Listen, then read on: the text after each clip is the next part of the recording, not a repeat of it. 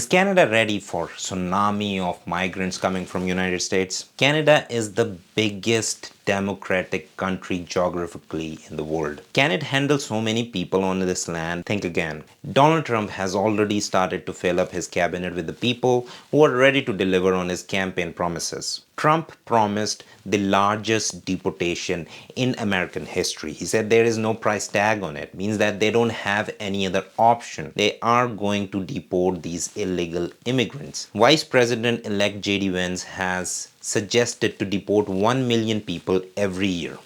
Tom Homan, the new border czar, he's kind of in charge of American borders. He has prioritized deporting people who are security threats in America. He has also shared his concern about Canada-US border being a gateway for terrorists to slip into American territory. At airports and regular border crossings, illegals can be turned back by authorities. But there are uncountable spots along US-Canada border where these undocumented people can cross over. Once in Canada, all they have to do is avoid being caught by authorities for 14 days. After 14 days, they are eligible to file refugee claim. This is the law at present according to Safe Third Country Agreement between United States and Canada. If the refugee claim is filed, the person can get a work permit and start working in Canada, enjoy all the medical facilities. In other words, it is very easy for undocumented people to come to Canada, and they will. What we have here is over 250,000 refugee claims already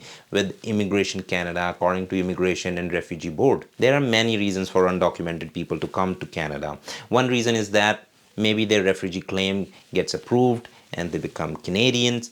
But this is less likely to happen because Canada and United States are both developed countries and they share similar immigration policies. So someone from America filing a refugee claim in Canada is less likely to get approved as compared to someone from third world country or some human rights violation victim is claiming a refugee status in Canada getting approved. Even if the asylum claim is denied, the process takes 4 years.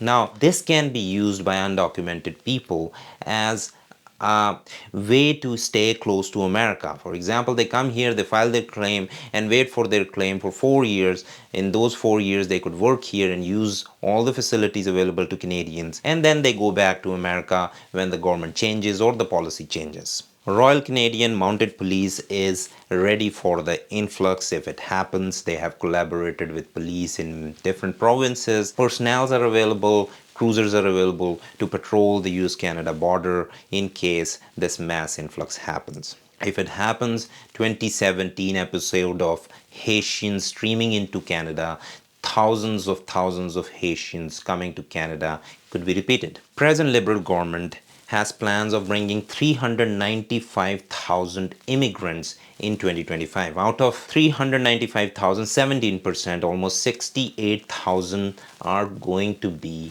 refugees or protected persons. Liberals are big on welcoming refugees, and there's nothing wrong with that. What's wrong is not preparing Canada to welcome immigrants. The GDP growth in 2023 in Canada was 1.2%.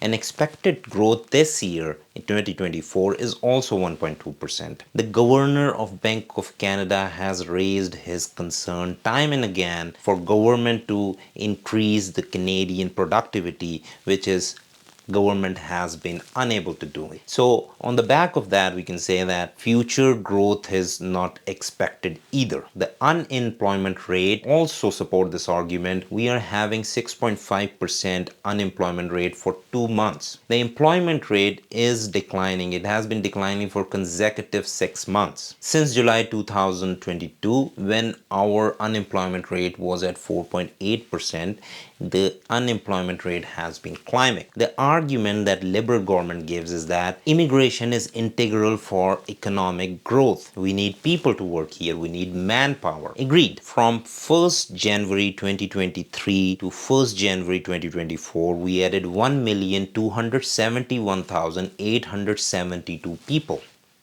Where is the growth?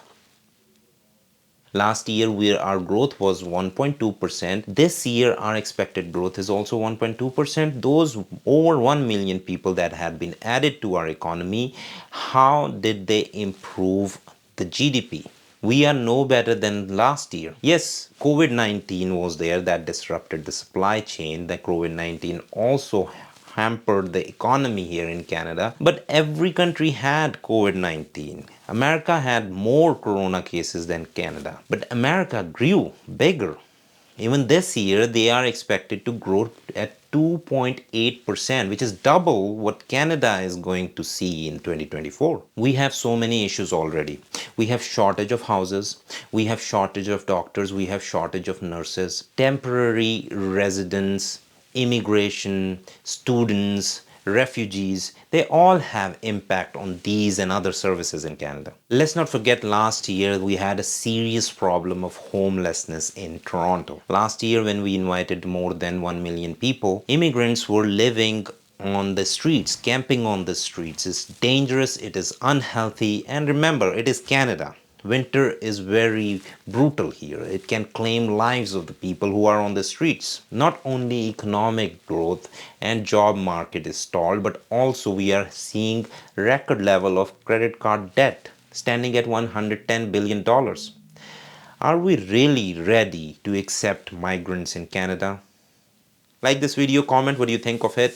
Thanks for watching.